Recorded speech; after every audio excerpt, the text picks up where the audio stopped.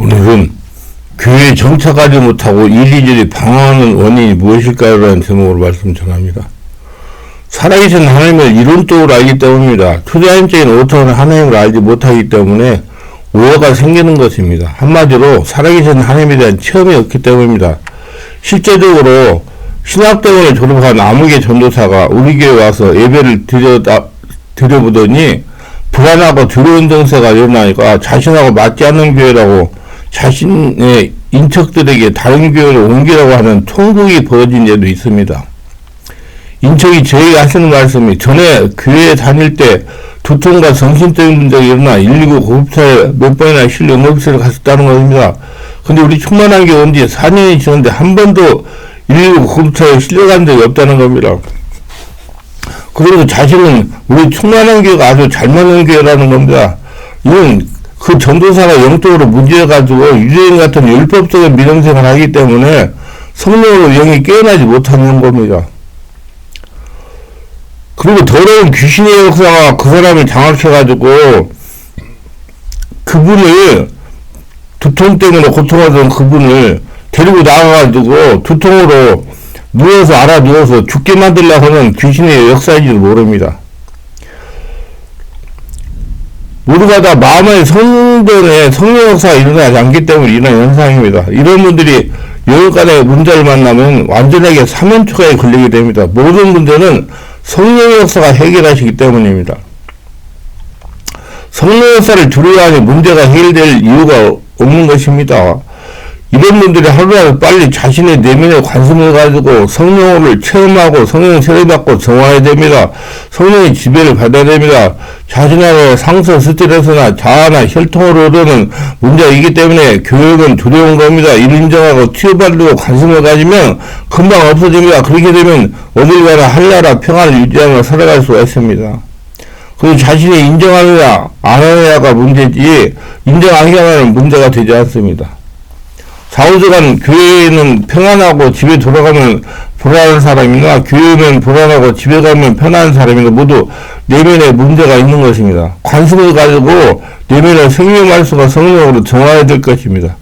내면의 성령 말씀과 성령으로 정화할 때 이해하지 못할 영적인 다툼이 일어나게 되어 있습니다. 다툼이란 성령 역사로 세상 귀신이 굴복하고 떠나가기 전에 일어난 영적 싸움이 일어난다는 얘기예요. 이를 체면하여 보지 않으면 이해할 수가 없는 크나큰 고통입니다. 실제로 저와 사모는 성령으로 세워받고 성령의 집에 장악되어 성령으로 하나가 될 때 머리가 어지럽고 속이 울렁거려서 4일 동안 밥을 먹지 못하는 고통을 당했습니다. 저도 머리가 어지럽고 정말 죽을 것 같아가지고 밥을 굶었어요. 밥을 굶으면은 그런 고통이 없어질 줄 알고.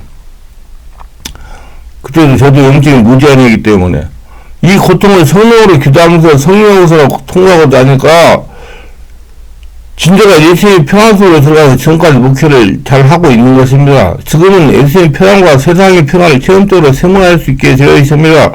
세상과 연합해 우리 인간은 누구나 세상과 하나 되어 살던 존재들입니다. 평안한 삶을 누리는 사람이 예수를 만나 성령을 체험하게 되면 그 가치체계 다름 때문에 심각한 근심이 있게 되어 있습니다. 성경에 분명히 기록되어 있어요. 오늘날 가장 큰 문제는 예수를 믿으면 평안해진다든지 예수의 말씀은 우리 마음을 유료해준다는 것입니다. 한술 더 떠서 우리 하나님은 그렇게 어렵거나 복잡한 분이 아니다라는 철두철미한 신념입니다. 그 신념의 근거가 무엇인지 저는 항상 궁금할 짝이 없습니다. 성경의 역사를 통하여 예수님 만나 그의 말씀을 들은 사람들은 과연 그랬습니까? 그렇지 못했으면 성경에 기록하고 있지 않습니까? 사도행전에는 바울의 예를 들어보겠습니다. 바울이 예수인들을 잡아 가두기 위해서 쉬지 않고 말을 몰아 국경선을 넘어 이웃 나라의 도시 다메섹으로 있었습니다. 거기 저쯤 되어 갑자기 하늘에서 해보다 더 강한 빛이 하늘에서 사울의 이름으로 내리 비쳤습니다. 말들은 이 강렬한 빛에 그만 놀라 날뛰고 그 바람에 말 타는 사람은 땅에 떨어졌습니다. 그렇게 정신이 없는 가운데 사울은 하늘에서 들려오는 큰 음성을 들었습니다. 사울아, 사울아, 어찌하여 내가 나를 핍박하느냐? 그것을 할례로 들리고는 거룩하고 이름은 신적인 음성이었습니다. 사울은 당황하여 그 음성 응답해서 주님 누구십니까? 사람이 오늘 표현하기 어려운 유형을 가진 그 소리는 이렇게 대화합니다. 나는 내가 핍박하는 예수다. 사울은 놀라서 할 말이 없었습니다. 사울은 태어 처음으로 하나님의 음성을 직접 들었습니다. 예수님은 사울에게 말씀하셨습니다. 그 순간 사울은 이 예수님의 밥을 승천하셔서 하나님의 대권의 밥을 쓰고 온 세상을 지금 통치하시는 주님이라는 사실을 깨달았습니다. 그리고 예수님 만나던 날 사울은 말을 타고 다메섹으로 가던 길에 하늘에서 강력한 빛을 보고 눈이 멀어버렸습니다. 그는 평안을 잃어버리고 3일 동안 앞을 볼 수가 없었습니다. 사람들이 그의 손을 잡고 다메섹으로 데리고 갔습니다. 거기서 성령의 인도로 그리스도의 제자 중 아나니아라는 사람을 만났는데 그 사람은 시력을 잃은 사울의 머리에 손을 얹고 기도해 주었습니다. 그러자 그는 마침내 눈을 뜨고 다시 시력 영적인 눈을 회복했습니다. 그는 다시 볼 수 있었고 참 평안을 찾았습니다. 그는 새로운 사람이 되었습니다. 그는 새로운 삶을 살아야 한다고 결심했습니다. 예수님의 평안 속에서 일생 동안 성령의 인도를 받는 사도가 되었습니다. 근데 마태복음 19장 23절 이하의 말씀에서는 예수님의 말씀을 제자들이 듣고 힘이 놀라가는데 근데 누가 구원을 얻을 수 있겠느냐 하는 걸 볼 수 있습니다. 우리가 성경 말씀이 선포될 때 힘이 놀라는 제자를 본 적이 있습니까?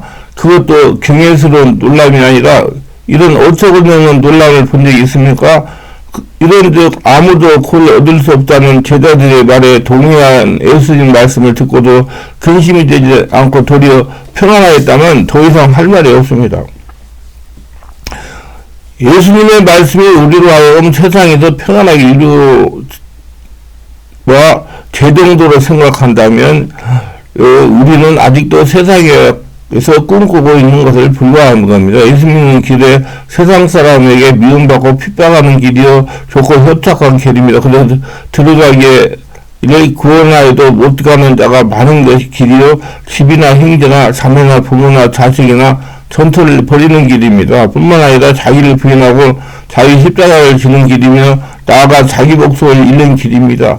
이렇게 이 세상에서 유익과 나그네의 길을 가는 사람들이 예수를 따르는 사람이라고 성경은 목이 아프게 외치고 있는데 세상적으로 잘 되는 것이 하나님께 영광을 돌려드리는 것이요 그러므로 믿지 않은 자들에게 본이 된다는 탐심이 인하여 지은 말에 잘도 속아 넘어가고 있으니 딱하고도 한심한 일입니다. 그러므로 성경 우리에게 망대를 세우기 전에 미리 앉아 그 비용을 예산해 보라고 가르칩니다.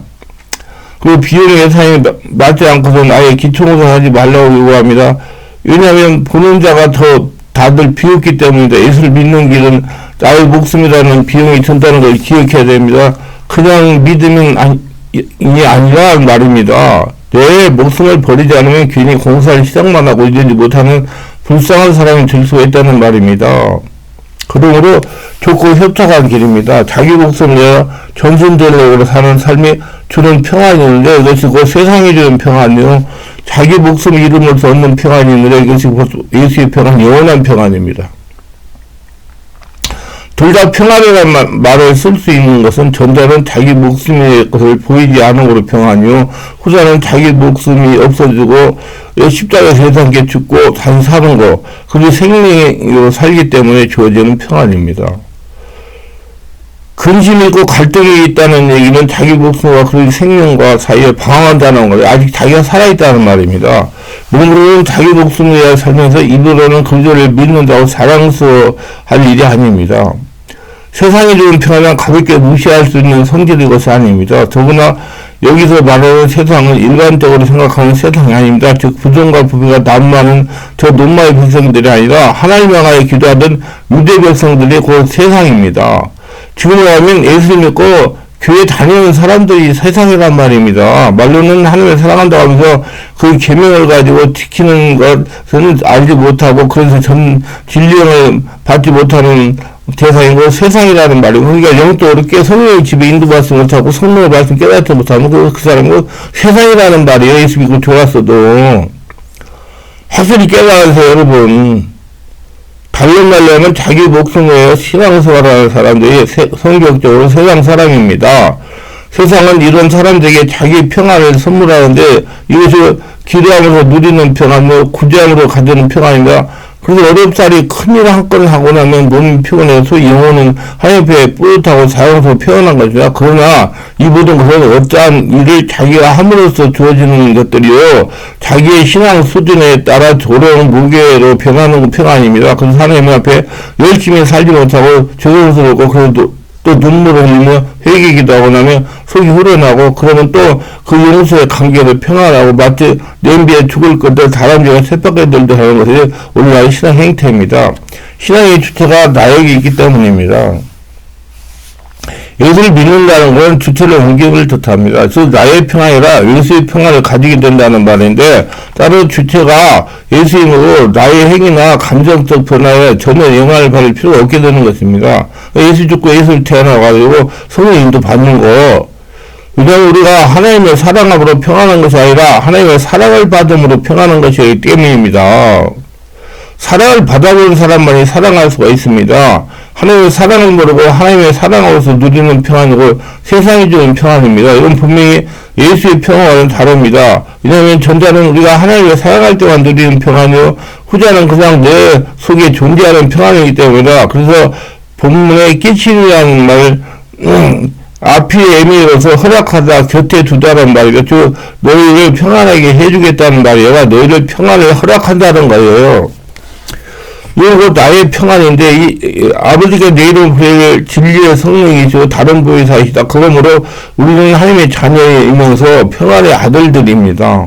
세상에 주는 평안도 맛보고 예수께 주는 평안도 맛본 사람만이 세상의 평안을 알 수가 있습니다. 세상에 주는 평안으로 잘 먹고 잘 살던 경험의 과거지사가 아닌 사람은 현재의 삶에 그것에 대한 반증입니다. 물론 예수를 믿고 나서부터입니다. 그래서 세상에 주는 평안을 크면 클수록 하나님 평안을 거부하게 됩니다. 그리고 저희가 평안하다 안전하다 그때 잉태된 여자에게 해산의 고통이 이런 것 같이 멸망의 홀인 저에게 이르니 결정하고 피하지 못하는 세상의 5장 3절, 모쪼록 하나님의 평안을 선물 받아서 세상의 평안에 만족하며 사는 사람들에게 하나님의 평안을 소개하는 사람들 되시기 바랍니다. 영원한 평안. 평안의 단표적인 지식을 가지고 이게 저기에 자신하고 맞다 맞지 않다 오해를 범하지 말기를 바랍니다.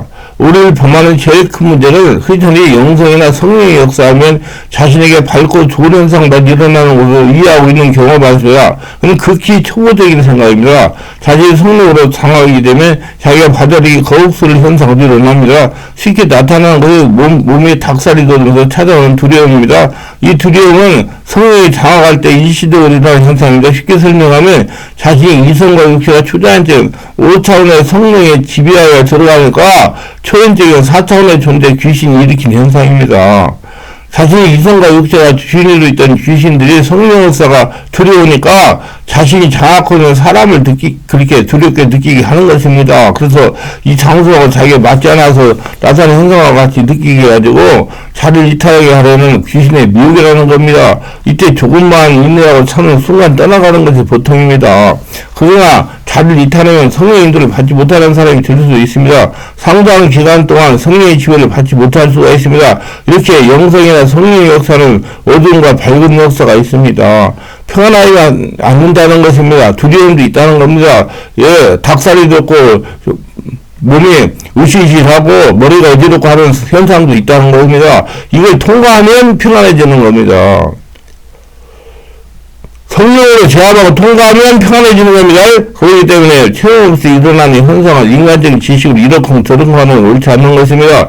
영적인 눈에 말씀을 삶에 적용해 열리는 거예요. 반드시 말씀 안에서 성령으로 체험한 결론을 말해야 됩니다. 왜냐하면 밖으로 나타나는 영적인 현상은 귀신 역사와 성령 역사가 비슷하기 때문입니다. 정확한 분별은 자신의 인격이 예수님 인격으로 변화되는가 아닌가, 삶에서 열매가 있는가 안 나는가 그거입니다. 바른 성령 역사가 나타나면 반드시 인격이 변화되고 삶의 열매가 좋게 나타납니다. 하나님은 살아계시기 때문에 살아계신 하나님께서 자신 안과 밖에서 영역을 넓히고 계시는데 나쁜 열매가 나타날 수가 없는 것입니다. 체험하고 분별하고 바른 성령 인도와 지배를 받기를 바랍니다.